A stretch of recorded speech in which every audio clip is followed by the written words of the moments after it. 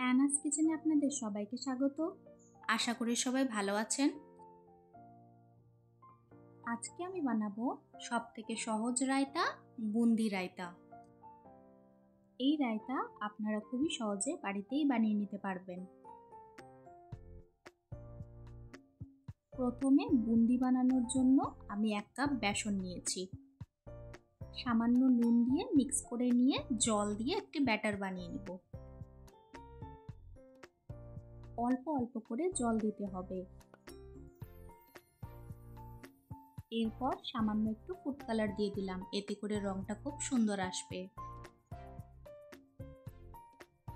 Batter তৈরি হয়ে গেছে, এখন ঢাকা দিয়ে 30 মিনিটের জন্য রেখে দেব। বুন্দি ভাজার জন্য প্যানের মধ্যে পরিমাণ মতো তেল দিয়ে দিয়েছি। 30 মিনিট পর 1/4 টিস্পুন বেকিং সোডা দিয়ে আবারও একটু ভালো করে মিক্স করে নেব।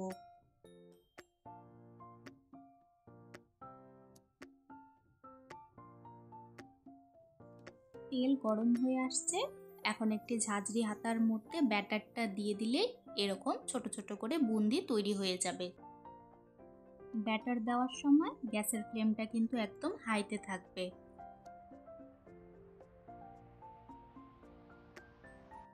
বুন্দিগুলো ভাজা হয়ে গেছে, এখন একটি পাত্রে তুলে রাখবো।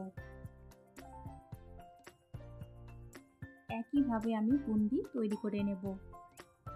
এই বুন্দি আপনারা চাইলে স্টোর করে রাখতে পারেন, আপনাদের সুবিধা মতো যখন ইচ্ছে রায়তা বানিয়ে খেতে পারেন। এখন একটি বাটিতে 1 কাপ টক দই নিয়ে নিলাম। সামান্য একটু নুন দিয়ে ভালো করে ফেটিয়ে নেব।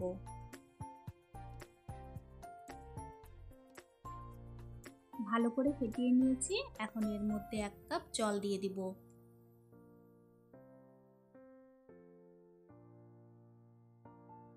এরপর দিয়ে দিলাম 1/4 টিস্পুন লঙ্কা গুঁড়ো।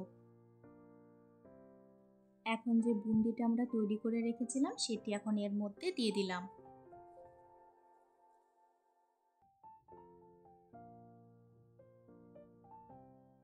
এরপর 2 চামচ গুঁড়ো চিনি দিয়ে দিলাম। যারা মিষ্টি খেতে পছন্দ করেন না তারা না দিয়েও খেতে পারেন।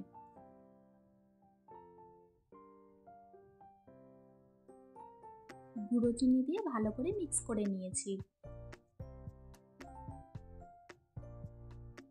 এরপর টুকরো করে রাখা শসা দিয়ে দিব এর মধ্যে। এরপর 10 মিনিটের জন্য ঢাকা দিয়ে রেখে দিব। ব্যাস তৈরি হয়ে গেল আমাদের আজকের রেসিপি, খুবই টেস্টি বুন্দি রায়তা। আজকের ভিডিও দেখার জন্য আপনাদের সবাইকে অনেক ধন্যবাদ। সবাই খুব ভালো থাকবেন।